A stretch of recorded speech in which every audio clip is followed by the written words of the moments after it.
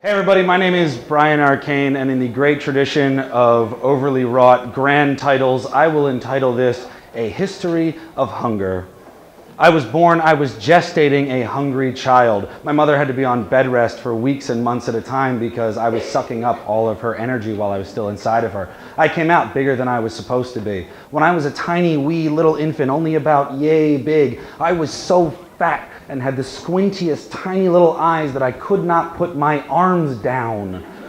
There are wonderful pictures. My earliest baby pictures are of me sitting there going, all right, and this never stopped. I have remained for my entire life a hungry, hungry person in the literal physical sense of needing to eat things all of the time, which is really baffling that I have remained so damn trim.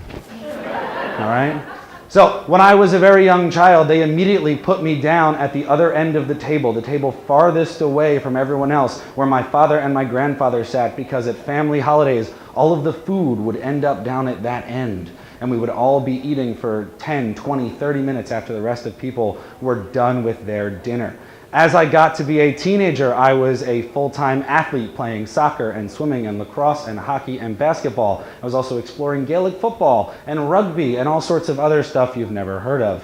And at that time, I was skinny, I was tiny. I was a 14-year-old who weighed 142 pounds and was 6'4". So all day, every day, all I had to think about as I went through each meal of the day was, how can I pack on more calories? How can I put on more weight? I'm never going to get into college to play sports if I'm still 140 pounds and 6'4". So I packed on. I went to whole milk. I ate eggs all the time. I ate ice cream every night. My brother and I could go through a whole half gallon of ice cream in an evening. Oh, by the way, my brother is 6'5" and is still 40 pounds lighter than me. So we both have the same struggle. When I got to college, it's really easy to walk into the college, what am I calling it? What is the name of this thing? The cafeteria. I work in a school. Why do I not know what a cafeteria is called? Walk into the cafeteria and you can eat thing after thing after thing, and you can go in there 3 times a day and eat as much as you can. I was playing sports. I was acting on stage, and I needed to continue to pack it on and pack it on and pack it on, because this idea of gaining weight, of being bigger than I was, has always been a thing for me. I wrote my college entrance essay.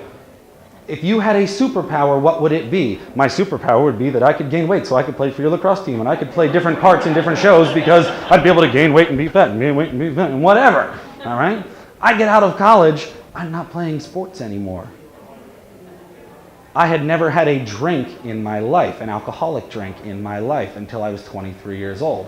I had never actually put on any of the pounds that I had so stated that I wanted to put on. So there I was, out of college, moved to New York City to be an actor.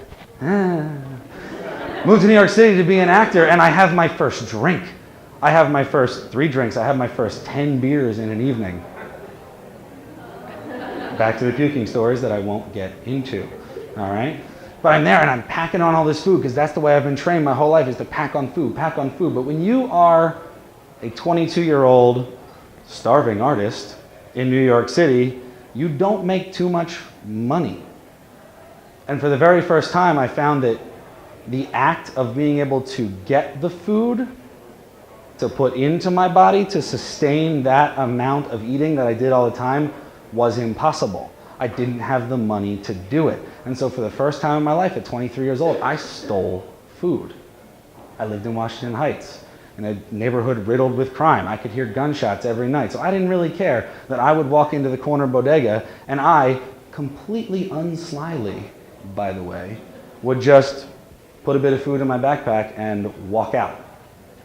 I didn't need to do this to sustain myself. I probably packed on enough calories that I could sustain myself for what I could buy, but I needed it. I needed the ice cream. I needed the chocolate milk. I needed that stuff that I was still trying to gain weight to do. And I was drinking, so I was starting to gain some of that weight, but I needed to pack it on. I needed to pack it on. I needed to pack it on. So for 2 years, once a week or more, I would go into the corner bodega, a different one, because I had to hit all the places in the neighborhood, from the CVS, from the Duane Reade, from the bodega on the corner, from the Giant, from the Seatown, from all those places. I would go and I would steal food.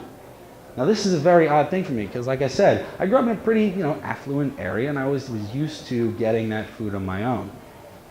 Now, luckily enough, or luckily not, I don't know, I found my sort of way out of the acting and directing business and into the wonderfully beautiful, high-paying world of teaching. I haven't stolen food in a long time, but I have continued to drink. I have continued to pack on all the pounds, and I have not consciously stolen food in more than 4 years. But just the other day, I was in a Rutter's on my way to school in the morning, and I put, I think it was a Reese's egg, in my pocket while I was grabbing my sandwich and my coffee, and I completely forgot that it was there. And old habits kicked in as I got up to the thing, and I was paying, I was swiping my card, and she said, "Is there anything else?" And I said, "Fuck no, have a good day, bye!" Thank you. Thanks, David.